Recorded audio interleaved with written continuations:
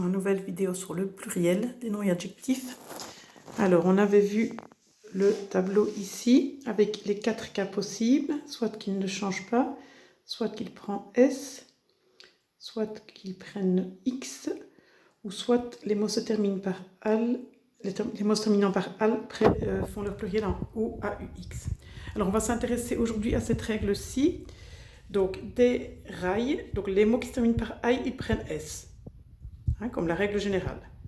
À part cette exception qu'on va voir aujourd'hui, qui vont prendre leur pluriel en AUX, qui sont les mots bail, corail, émail, soupirail, travail, ventail, que j'ai mis entre parenthèses parce que je ne l'ai jamais rencontré de ma vie, donc sachez qu'il existe, mais je ne vais pas vous le faire retenir, et vitrail. Alors, qu'est-ce que signifie chacun de ces mots? Alors, un bail, voilà, un bail, c'est un papier qu'on remplit. Ici, j'ai un exemple de bail locatif.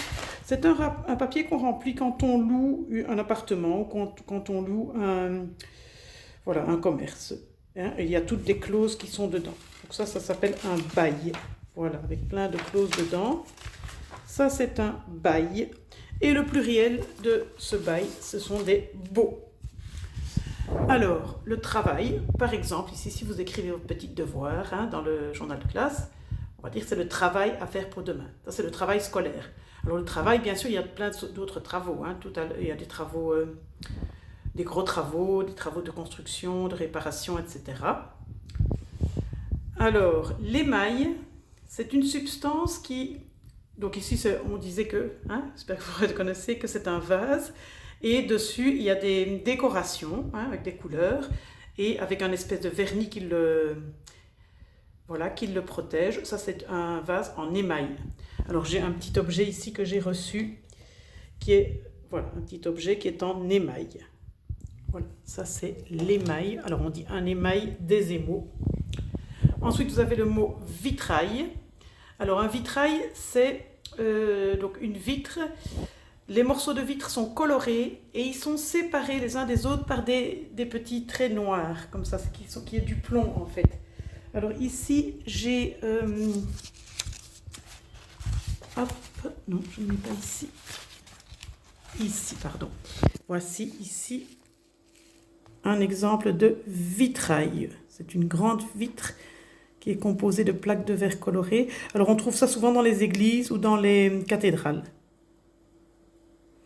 Vitrail. Ensuite, vous avez les coraux. Alors, donc, dans le fond de la mer, ceci est la magnifique mer avec les petits poissons. Dans le fond de la mer, vous avez des animaux dont le squelette est dur comme ça. Ça s'appelle des coraux.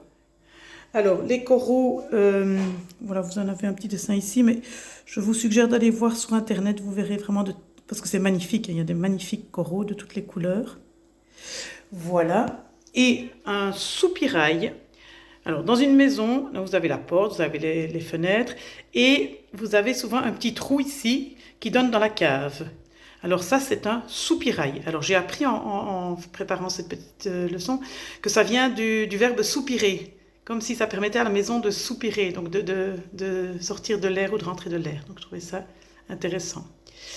Donc voilà, vous avez ces 6 mots-là à retenir. Le travail, un bail, qui est ce papier-là, de l'émail ou les émaux, comme cet objet, émail, le vitrail, que je vous ai montré tout à l'heure, les coraux, et les soupiraux. On a ici un soupirail, on le voit ici, c'est l'ouverture qui est ici en bas de la maison, soupirail. Voilà, donc moi je vous conseille, je vous suggère de les retenir directement au pluriel, comme ça vos yeux et vos oreilles s'habituent à entendre ces mots au pluriel. Donc le pluriel un bail, c'est des baux, un corail, des coraux, un émail, des émaux, un soupirail, des soupiraux, un travail, des travaux, un vitrail, des vitraux. Donc, si vous retenez la liste des 6 mots, en sachant que ventail existe, mais que vous allez probablement jamais le rencontrer, retenez-les directement au pluriel. Comme ça, votre oreille est habituée.